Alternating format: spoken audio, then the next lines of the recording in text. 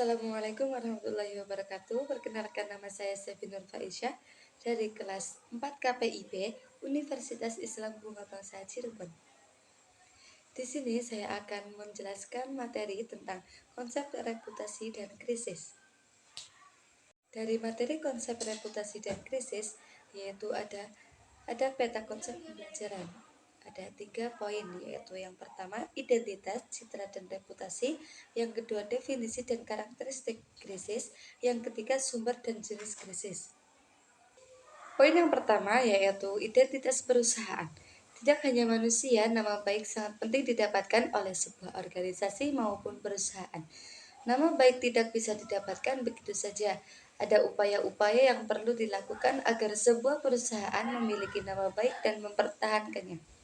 Untuk apa perusahaan memiliki nama baik?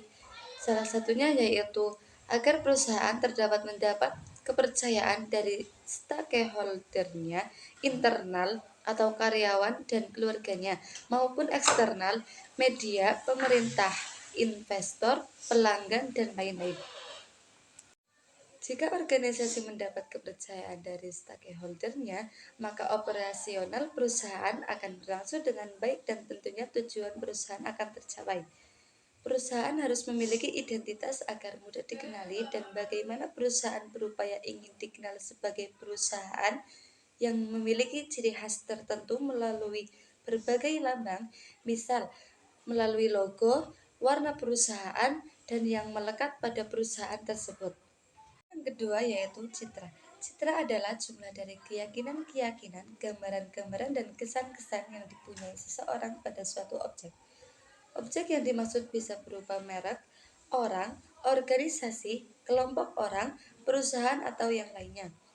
Jika objeknya adalah perusahaan, maka menjadi citra perusahaan yang mengandung keyakinan, gambaran, kesan-kesan atas perusahaan dari seseorang atau pihak luar pada khususnya.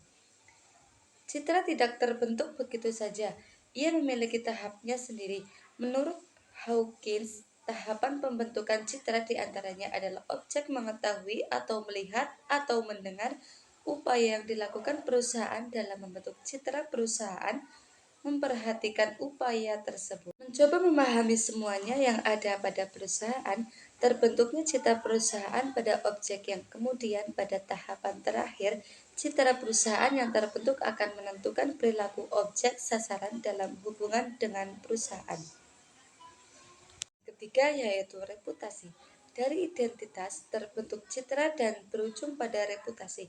Perusahaan membutuhkan reputasi yang baik agar dapat dipercaya oleh masyarakat, yang berujung pada pembelian produk maupun penggunaan jasa, sehingga perusahaan akan terus profit dan bertumbuh. Pengukuran ini dikenal dengan sebutan RepTap untuk mengukur berbagai reputasi yang dimiliki oleh berbagai perusahaan dan secara teratur melakukan survei ke publik yang mengevaluasi beberapa perusahaan ternama di dunia. Poin yang kedua yaitu definisi dan karakter krisis. Krisis berbeda dengan isu. Agar kita bisa membedakannya, ada beberapa karakteristik krisis yang diantara lain peristiwa yang spesifik, krisis bersifat tidak diharapkan dan dapat terjadi setiap saat, krisis menciptakan ketidakpastian informasi, menimbulkan kepanikan, menimbulkan dampak bagi operasional organisasi, dan berpotensi menimbulkan konflik. Poin yang terakhir yaitu sumber dan jenis krisis. Penyebab krisis bisa dari internal maupun eksternal. Jenisnya pun beragam, bisa krisis karena keuangan, citra, reputasi, bencana alam, dan lainnya. Adapun krisis disebabkan oleh dua sumber, yaitu dari dalam dan dari luar organisasi.